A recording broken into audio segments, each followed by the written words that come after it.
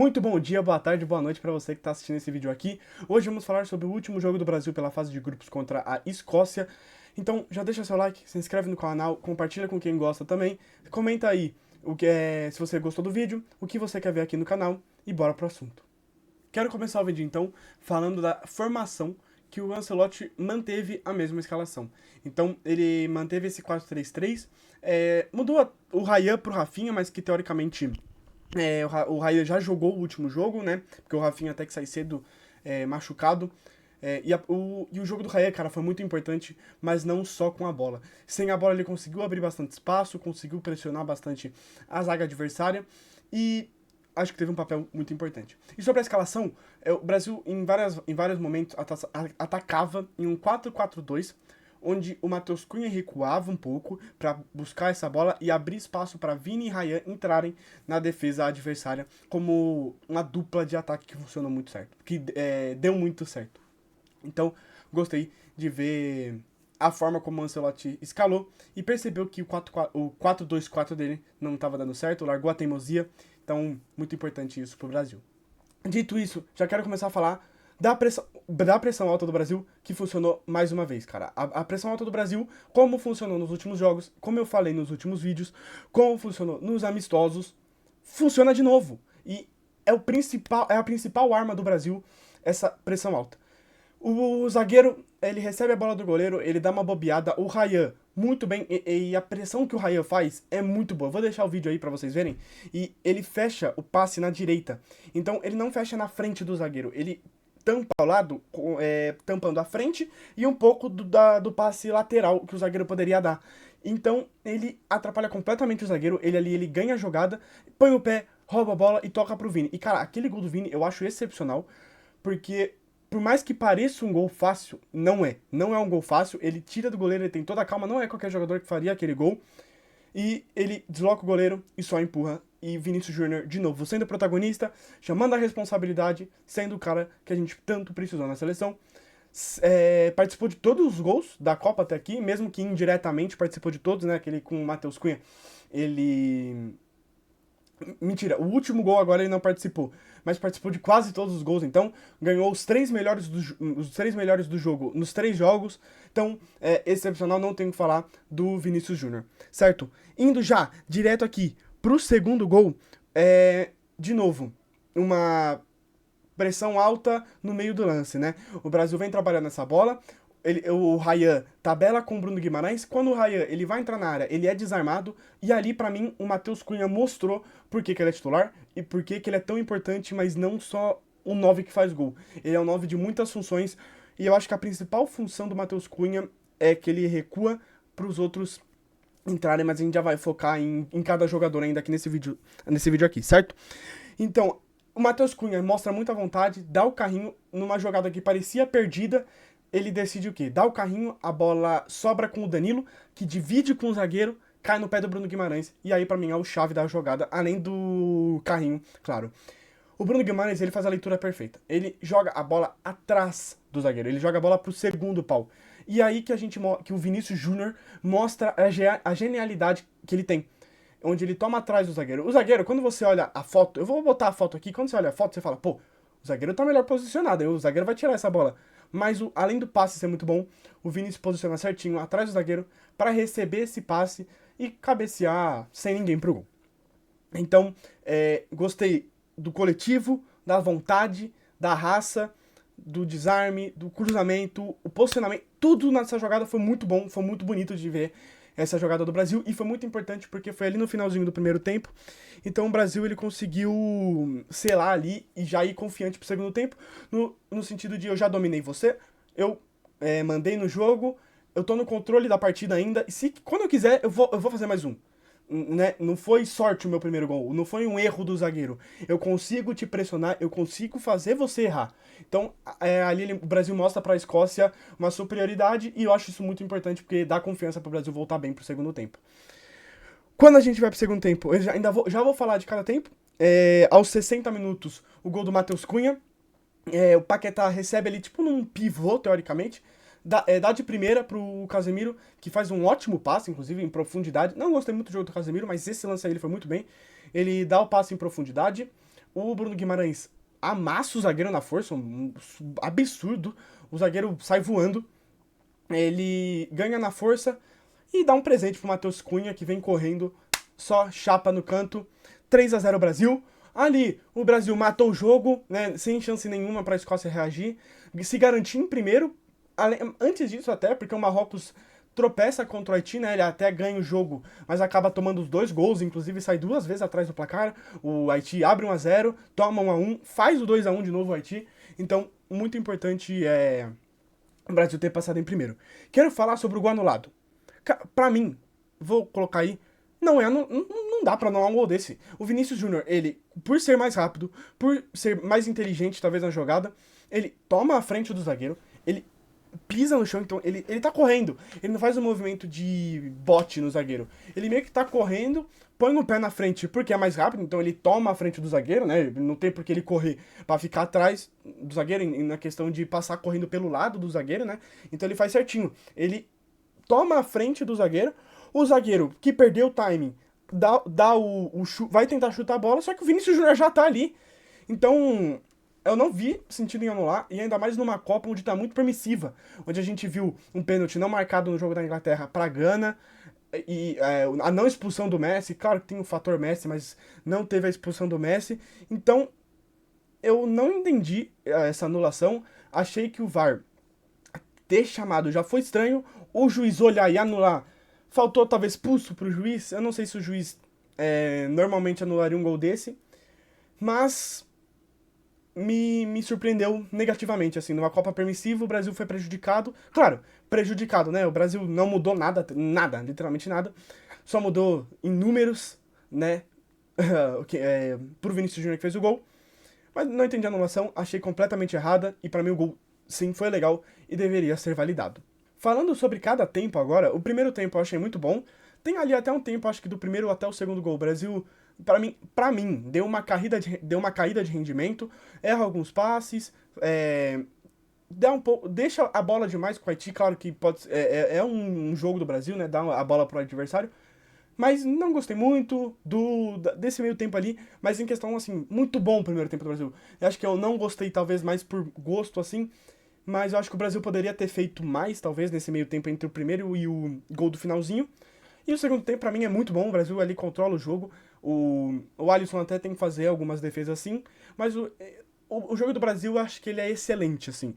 Ele foi bom defensivamente, foi bom no meio campo, foi bom no ataque. Foi um jogo completo do Brasil. E eu quero falar sobre, saindo agora já dos tempos, em como o Brasil evoluiu a cada jogo. Então, o Brasil começa contra o Marrocos, claro, a melhor seleção do grupo, mas muito mal. O Brasil ficou 30 minutos ali, 20 minutos sem competir contra o Marrocos, foi completamente amassado. O Marrocos ali poderia ter feito 2, 3 gols no Brasil. Ali deixou uma imagem ruim e eu acho que deixou muitas dúvidas para o Ancelotti de jogador para usar, formação e de confiança no próprio time. A gente viu até o Ancelotti bastante estressado, eu acho que isso é prejudicial. É bom ele estar estressado, mas no contexto geral é prejudicial ter o seu treinador decepcionado com o time. Contra o jogo contra o Haiti, o Brasil já evolui no primeiro tempo. Claro, fator Haiti, é importante pontuar o fator Haiti.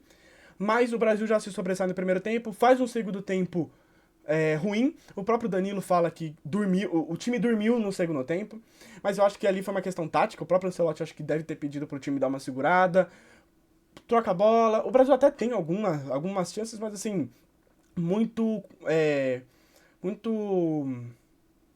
de relance, assim, sabe? Uma aqui, uma lá, são relapsos, né, de lances de gol. E agora, no terceiro jogo, o Brasil mostra a sua melhor partida, mostra a sua melhor versão e mostra que é capaz de competir sim contra as seleções grandes. A gente vai ter a primeira agora na segunda-feira, às 14h, né? Eu acho que o horário já tá confirmado, tá passando agora aqui na TV Suécia e Japão, então eu tô até de olho aqui.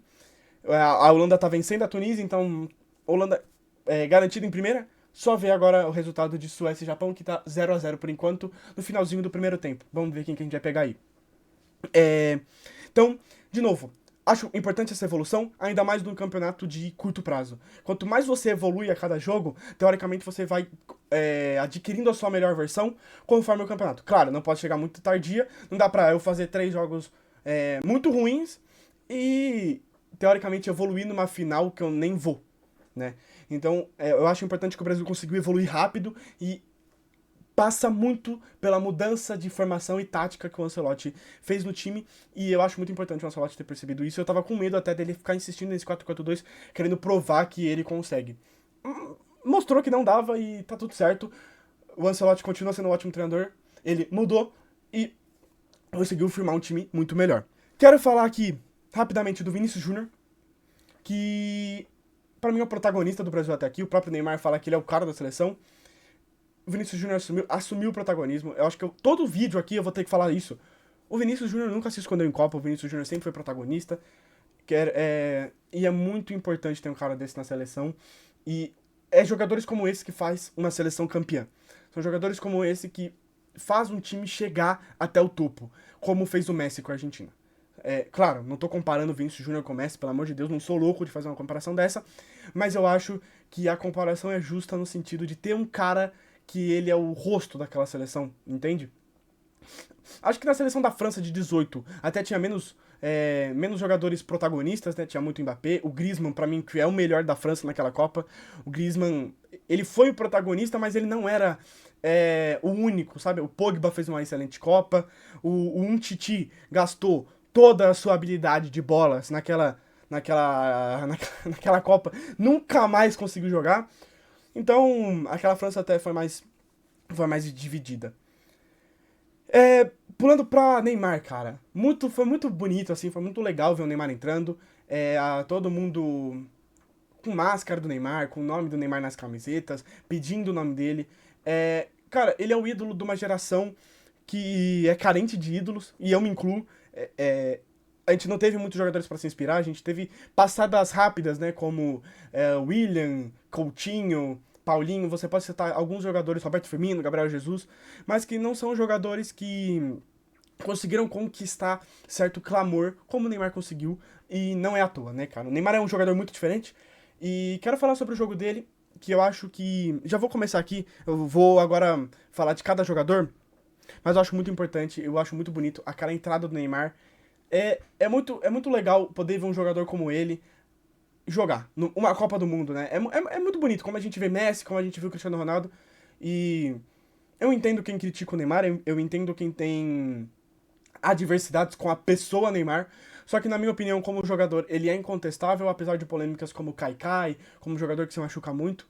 São circunstâncias, para mim, o Kaikai é um pouco de, eu diria que, aumento da mídia.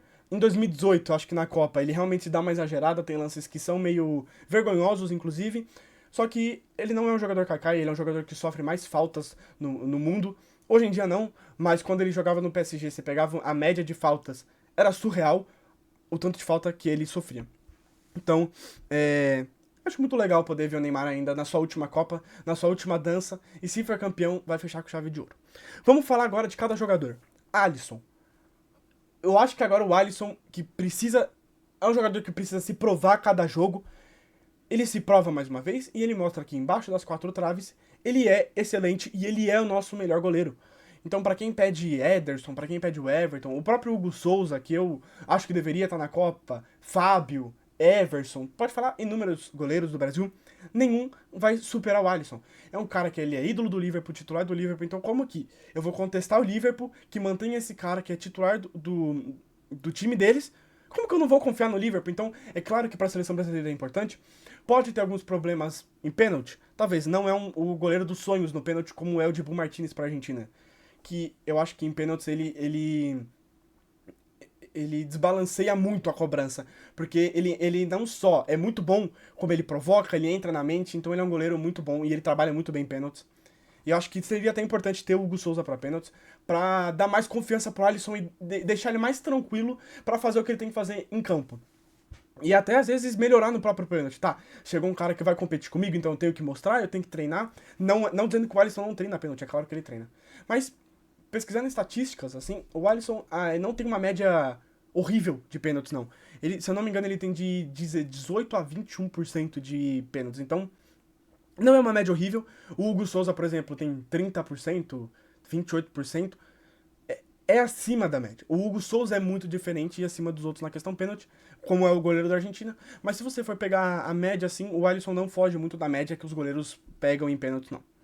Indo pra dupla de zaga, acho que fez um jogo muito bom. O Magalhães é o melhor zagueiro do mundo. O Marquinhos não vi tanto no jogo. Talvez eu não tenha prestado tanta atenção no jogo do Marquinhos. Prestei mais atenção no Magalhães, porque o jogo do Magalhães é um jogo que me encanta. O último jogo que teve agora da Premier League, Arsenal e City, o Magalhães me encantou mais ainda. Ele tem muita vontade, ele vai pra cima, ele é um cara que não desiste. Ele incomoda demais o atacante, então gostei muito do jogo do Magalhães e se mostrou porque que é um dos melhores zagueiros do planeta, se não o melhor. Danilo, pra mim fez um jogo muito correto, Danilo, tirando aquele lance que ele quase mata o zagueiro da Escócia. Vou até botar o lance aqui, porque eu acho inacreditável o carrinho do Danilo. Cara, é um carrinho atrasado, ele quase quebra a perna do cara. Mas tirando isso, o Danilo fez um jogo muito bom. Defensivamente, ofensivamente, ele não é um cara que é um Nuno Mendes, é um Hakimi que vai ficar entrando na área, chegando pra chutar. Mas ele apoiou, ele conseguiu dar bastante ajuda ali pro Ryan. Douglas Santos, um jogador muito bom, que se mostrou muito bom, um jogador que faz o seu papel, ele faz o que tem que ser feito, muito correto. Gostei muito do jogo do Douglas Santos e é muito importante conseguir firmar um cara na lateral esquerda, porque por mais que a gente venha com muitas dúvidas e o Douglas Santos não é o nosso jogador dos sonhos, é um jogador que vem contribuindo e isso é muito importante. Falando de Casemiro, não gostei muito do jogo do Casemiro, acho que foi um jogo mediano pra ruim, mas eu acho que dentro dos padrões fez um jogo ok até, achou alguns passes, errou bastante, mas na marcação até que foi bem. Acho que um jogo nota 5,5, 6 do Casemiro, 6,5. Bruno Guimarães. Que Copa do Bruno Guimarães, que jogador é Bruno Guimarães. 3 assistências já na Copa, vem sendo o melhor meio-campista do Brasil pra mim, junto com o Paquetá. É que eu acho que são funções diferentes, então às vezes o Paquetá, por aparecer mais na frente, pode se sobressair mais em análises, em páginas, né, de postagens de fez gol, apareceu, mas o Bruno Guimarães ele faz um trabalho muito bem feito de marcação, de apoio, de chegar na área, de assistência de chute, então eu gostei muito do jogo do Bruno Guimarães, muito bom. Indo pra Lucas Paquetá, acho que fez um jogo abaixo do que fez contra o Haiti, mas ainda assim um jogador muito importante, ele dá dinâmica pro jogo, ele tabela, ele volta, ele é um jogador que volta bastante pra buscar a bola, e no ataque ele conseguiu dar bastante dinâmica, eu gostei bastante do jogo do Paquetá. Vinícius Júnior, pra mim o melhor em campo, junto com o Matheus Cunha, já vou falar do Matheus Cunha, porque o Matheus Cunha acho que a gente tem que se aprofundar um pouquinho mais. Vinícius Júnior, então nota 10 pro Vinícius Júnior, jogou muito de novo, 2 gols, aparece quando tem que aparecer, é o protagonista, é a cara dessa seleção, e é um artilheiro do Brasil na Copa, muito bom o jogo do Vinícius Júnior. Ryan, cara, o jogo do Ryan, ele pode ser aquele jogo que às vezes ele passa, é um jogo que passa batido, mesmo com assistência, mas é um cara que ele ajuda muito em o Robertson, ele não conseguiu jogar. O lateral esquerdo da Escócia não conseguiu jogar, sofreu muito. O Ryan foi ele atropelou o Robertson. Então o Ryan ele consegue puxar a marcação muito bem para abrir espaço para outros jogadores. Ele é um cara que puxa bastante a marcação. Ele ganha na força física, ele é um jogador rápido, então eu gostei bastante aí do jogo do Ryan. Se tivesse feito aquele gol, inclusive, seria excepcional. O domínio dele é absurdo, mas ele acaba chutando mal. O goleiro também vai muito bem no lance e ele acaba perdendo o gol.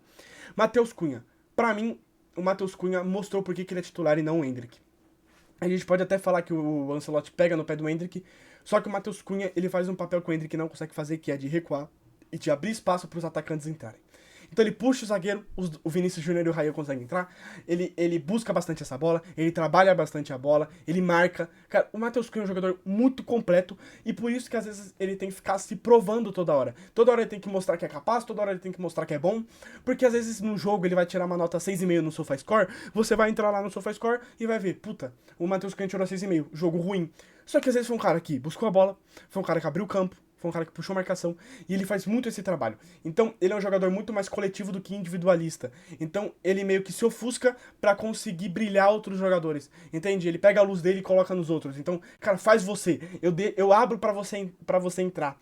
Então, é muito importante o papel do Matheus Cunha nessa seleção brasileira. Falando dos reservas que entraram. Fabinho, entrou bem.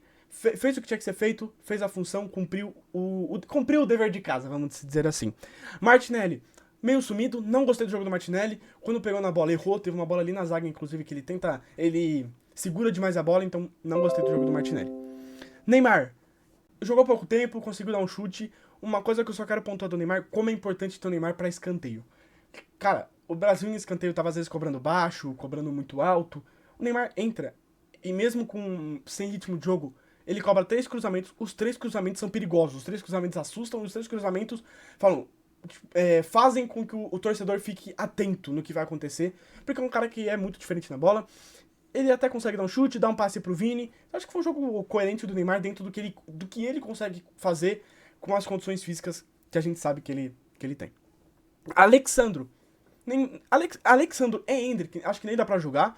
Tiveram muito pouco tempo em campo, então nem vou analisar os dois aqui. Cara, gostei do jogo do Brasil. Pra finalizar, gostei do jogo do Brasil. Acho que o Brasil passa, independente de quem pegar. Suécia, Japão, sei lá, se a Holanda tomar 8-2 aí da Tunísia, se pegar a Holanda, pra mim o Brasil passa de qualquer um. Então, acho que não há muitas preocupações. Seria melhor pegar a Suécia. Acho que eu falei Suíça. Se eu falei Suíça, me perdoa, mas é a Suécia. Se o Brasil pegar a Suécia, pra mim, é o melhor adversário. Mas quem quer ser campeão não escolhe adversário. Então, o que vier, a gente vai ter que estar eliminando. Cara, eu vou fazer um vídeo segunda-feira, pós-jogo. Vou tentar fazer um pré-jogo. Eu falei que ia fazer um pré-jogo desse aqui. Não consegui, porque eu tive prova no dia da escola, então não tive tempo nenhum de gravar pré-jogo. Fiquei a tarde inteira na escola, cheguei só pra ver o jogo. Então, não consegui gravar. Mas, de qualquer forma, vai sair provavelmente um pré-jogo pro jogo de segunda. E eu vou fazer uma análise do adversário do Brasil. Então fica atento aí, eu vou tentar trazer essa análise aí, certo? Se você assistiu até aqui, muito obrigado. Deixa seu like, se inscreve no canal. Deixa um comentário aí da sua opinião, o que você acha. Se você acha que o Brasil vai longe, se você gostou do jogo do Brasil, compartilha com aquele amigo que gosta também. Não esquece de se inscrever. Muito obrigado e até a próxima.